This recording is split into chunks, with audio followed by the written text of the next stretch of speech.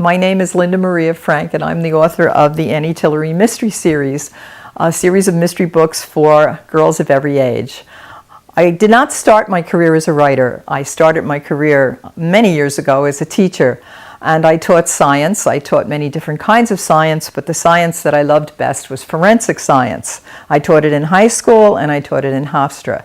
And when I did that, I wrote case studies for my students to make the subject more interesting. And I started to really like my case studies, and then I started to put people into my case studies, and I liked the people.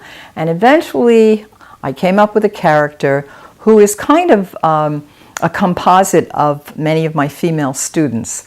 She's really the teenager I would have loved to have been. I liked the story, so eventually what I decided to do was to write them in book form. Now, since I was not a writer, I took a writing course. And in the process of taking the writing courses, I wrote the 2 books.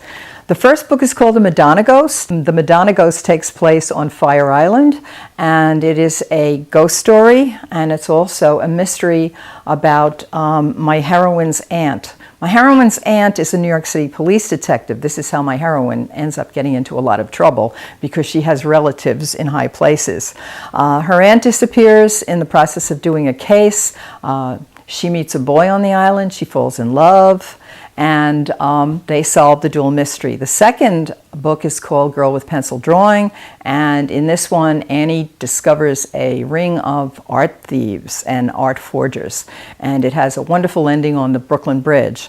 I also produce a TV show called The Writer's Dream, where we interview authors, and they talk about how they write their books, how they publish their books, and how they market their books.